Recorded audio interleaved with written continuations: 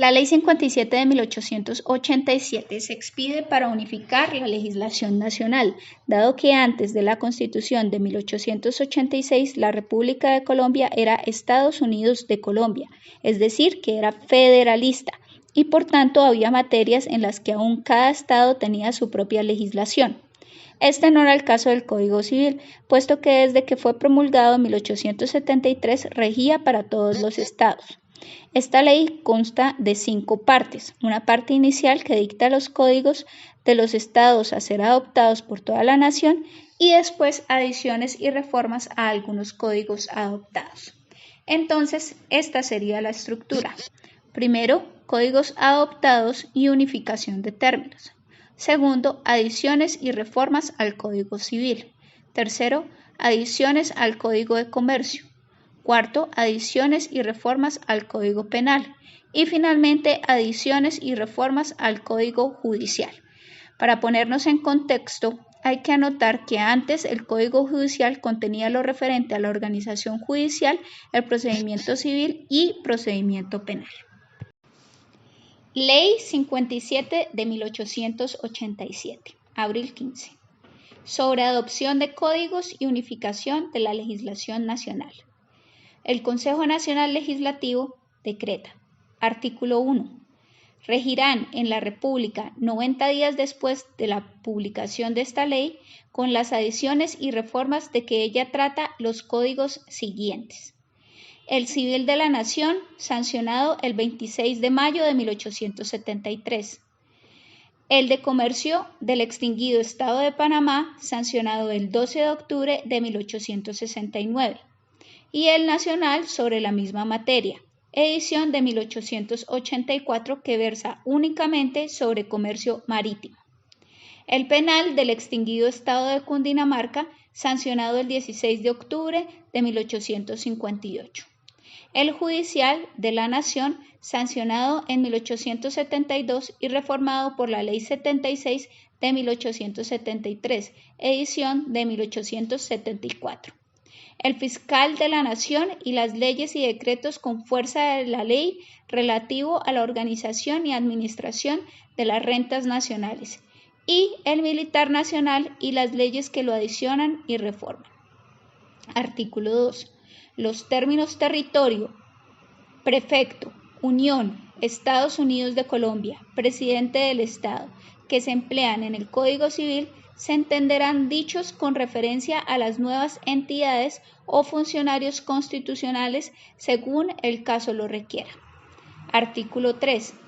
En el Código de Comercio de Panamá se entenderá República, donde se habla de Estado de Panamá y las referencias que en dicho código se hacen a leyes del mismo Estado se entenderán hechas a las correspondientes disposiciones de los códigos nacionales. Adiciones y reformas al Código Civil. Título preliminar. Artículo 4. Con arreglo al artículo 52 de la Constitución de la República, declárese incorporado en el Código Civil el título 3, artículo 19 a 52 de la misma Constitución. Capítulo 1 de la ley.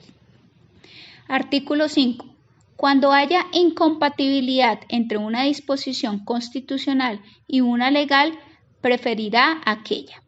Si en los códigos que se adoptan se hallaren algunas disposiciones incompatibles entre sí, se observarán en su aplicación las reglas siguientes. Primera, la disposición relativa a un asunto especial prefiere a la que tenga carácter general. Segunda, cuando las disposiciones tengan una misma especialidad o generalidad y se hallen en un mismo código, preferirá la disposición consignada en el artículo posterior, y si estuvieren en diversos códigos, preferirán por razón de estos en el orden siguiente: civil, de comercio, penal, judicial, administrativo, fiscal, de elecciones, militar, de policía, de fomento, de minas, de beneficencia y de instrucción pública. Artículo 6. Derogado por el artículo 31, Ley 1 de 1976. Artículo 7, derogado por el artículo 30, Ley 45 de 1936. Artículo 8, derogado por el artículo 30, Ley 45 de 1936. Libro primero, de las personas. Título 1, del principio y fin de las personas. Capítulo 1. Artículo 9. La existencia de las personas termina con la muerte. Capítulo 2. De la presunción de la muerte por desaparecimiento. Artículo 10, derogado por el artículo 698, decreto 1400 de 1970. Título 2, del matrimonio. Artículo 11. Puede contraerse el matrimonio no solo estando presentes ambos contrayentes, sino también por apoderado especial constituido ante notario público por el contrayente que se encuentre ausente, debiéndose mencionar en el poder el nombre del varón o la mujer con quien ha de celebrarse el matrimonio. El poder es revocable, pero la revocación no surtirá efecto si no es notificada al otro contrayente antes de celebrar el matrimonio. Artículo 12. Son válidos para todos los efectos civiles y políticos los matrimonios que se celebren conforme al rito católico. Título 3. De la nulidad del matrimonio y sus efectos. Artículo 13. El matrimonio civil es nulo. Primero, cuando no se ha celebrado ante el juez y los testigos competentes. Segundo, cuando se ha contraído por personas que están entre sí en el primer grado de la línea recta de afinidad legítima. Artículo 14. Mientras que una mujer no hubiere cumplido 18 años, no será lícito al tutor o curador que haya administrado o administre sus bienes casarse con ella sin que la cuenta de la administración haya sido aprobada por el juez con las formalidades legales. Igual prohibición habrá para el matrimonio entre los descendientes del tutor o curador y el pupilo o pupila.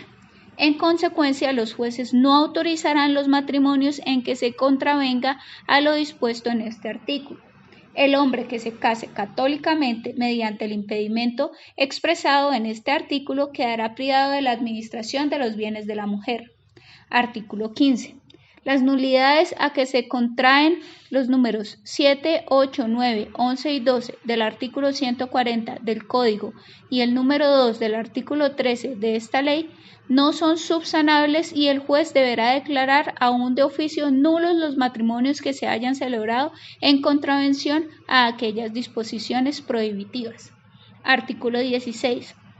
Fuera de las causas de nulidad de matrimonios civiles enumeradas en el artículo 140 del Código y en el 13 de esta ley, no hay otras que invaliden el contrato matrimonial. Las demás faltas en su celebración se cometan, someterán a los culpables a las penas que el Código Penal establezca. Artículo 17. La nulidad de los matrimonios católicos se rige por las leyes de la Iglesia y de las demandas de esta especie corresponde conocer a la autoridad eclesiástica. Dictada sentencia firme de nulidad por el tribunal eclesiástico surtirá todos los efectos civiles y políticos, previa inscripción en el correspondiente libro de registro de instrumentos públicos. Artículo 18. Lo dispuesto en el artículo anterior sobre causas de nulidad se aplica igualmente a los juicios de divorcio. Artículo 19. La disposición contenida en el artículo 12 tendrá efecto retroactivo. Los matrimonios católicos celebrados en cualquier tiempo surtirán todos los efectos civiles y políticos desde la promulgación de esta ley. La mujer que al tiempo de la expedición de esta ley se halle casada católica, mas no civilmente, podrá conservar la administración de sus bienes y celebrar con el marido dentro del término de un año capitulaciones matrimoniales. Título cuarto. De los hijos legítimos concebidos en matrimonio. Capítulo único. Reglas especiales para el caso de divorcio y nulidad del matrimonio. Artículo 20. No se reputará hijo del marido el concebido durante el divorcio o la separación legal de los cónyuges, a menos de probarse que el marido por actos positivos le reconoció como suyo, o que durante el divorcio hubo reconciliación privada entre los cónyuges. Título 5. De los hijos naturales. Artículo 21. El hijo ilegítimo que no ha sido reconocido voluntariamente con las formalidades legales podrá pedir que su padre o madre lo reconozcan para el solo objeto de exigir alimentos. Título 6. De las pruebas del Estado Civil. Capítulo único. Disposiciones generales. Artículo 22. Modificado por el artículo 27, Ley 92 de 1938. A partir de la vigencia de la presente ley, solo tendrán el carácter de pruebas principales del Estado Civil respecto de los nacimientos, matrimonios, defunciones, reconocimientos y adopciones que se verifiquen con posterioridad a ella. Las copias auténticas de las partidas del registro del Estado Civil expedidas por los funcionarios de que trata la presente ley. Artículo 23. Los artículos 546, 547, 548, 550, 552 y 553 se extienden al sordomudo. Título 8. Personas jurídicas. Artículo 24. Son personas jurídicas las iglesias y asociaciones religiosas de la religión católica. Artículo 25. La Iglesia Católica y las particulares correspondientes a la misma Iglesia, como personas jurídicas, serán representadas en cada diócesis por los respectivos legítimos prelados o por las personas o funcionarios que estos designen. Artículo 26. Las asociaciones religiosas cuya existencia esté autorizada por la respectiva superioridad eclesiástica serán representadas conforme a sus constituciones o reglas. La misma superioridad eclesiástica determinará la persona a quien, conforme a los estatutos, corresponde representar a determinada asociación religiosa. Artículo 27. Las personas jurídicas pueden adquirir bienes de todas clases por cualquier título con el carácter de enajenables. Libro tercero. De la sucesión por causa de muerte y de las donaciones entre vivos. Título 1. Reglas relativas a la sucesión intestada. Artículo 28. Los hijos legítimos excluyen a todos los otros herederos menos a los hijos naturales legalmente reconocidos, sin perjuicio de la porción conyugal que corresponda al marido o mujer sobreviviente. Cuando concurran hijos legítimos y naturales, el acervo líquido se dividirá por mitad, una mitad para los hijos legítimos exclusivamente y para los mismos hijos legítimos para los naturales, por partes iguales conjuntamente entre todos ellos. Título 2. De las asignaciones testamentarias. Capítulo 1. De las asignaciones a título singular. Artículo 29. Si la elección de una cosa entre muchas se diere expresamente a la persona obligada o al legatario, podrá respectivamente aquella o éste ofrecer o elegir a su árbitro. Artículo 30. Si a varias personas se legan distintas cuotas de una misma cosa, se seguirán para la división de esta las reglas del capítulo 5, título 4, libro 3 del Código Civil. Capítulo 2. De las donaciones revocables. Artículo 31. El otorgamiento de las donaciones revocables se sujeta a las reglas del artículo 1056. Libro 4. Título 1. Compraventa. Capítulo 1. Rescisión de la venta por lesión enorme. Artículo 32. No habrá lugar a la acción rescisoria por lesión enorme en las ventas de bienes muebles, ni en las que se hubieren hecho por Ministerio de la Justicia. Título 2. De la cesión de derechos. Capítulo único. De los créditos personales. Artículo 33. La cesión de un crédito a cualquier título que se haga no tendrá efecto entre el cedente y el cesionario, sino en virtud de la entrega del título. Pero si el crédito que se cede no consta en documento, la cesión puede hacerse otorgándose uno por el cedente al cesionario. Y en este caso, la notificación de que trata el artículo 1961 debe hacerse con exhibición de dicho documento. Título 2. De los cuasicontratos. Artículo 34. Las obligaciones que se contraen sin convención nacen o de la ley o del hecho voluntario de las partes. Las que nacen de la ley se expresan en ella. Si el hecho de que nacen es lícito, constituyen un cuasicontrato. Si el hecho es ilícito y cometido con intención de dañar, constituye un delito. Si el hecho es culpable pero cometido sin intención de dañar, constituye un cuasidelito o culpa. Capítulo 1. Del cuasicontrato de comunidad. Artículo 35. Lo dispuesto en los artículos 2338 y anteriores del capítulo que versa sobre el cuasicontrato de comunidad no implica la necesidad de ocurrir a la autoridad judicial para llevar a efecto la división de la cosa común o la venta de ella con el fin de dividir su producto, siempre que todos los comuneros acuerden lo uno o lo otro unánimemente y que dicho acuerdo no se interrumpa en su ejecución.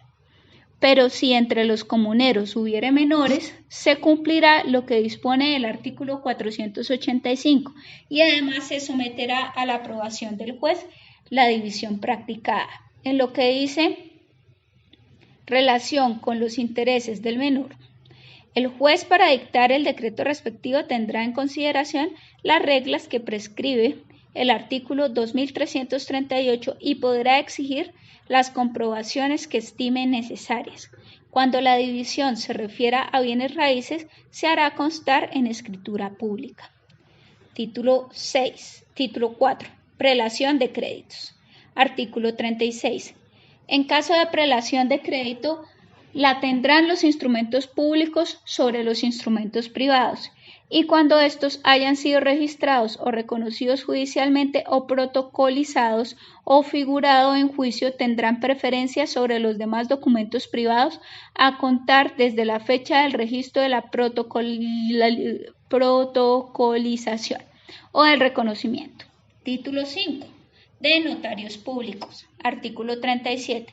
Los notarios y los registradores de instrumentos públicos que se establecen por la ley sobre administración departamental y municipal quedan sujetos a las disposiciones de los títulos 42 y 43 respectivamente del libro cuarto del Código Civil.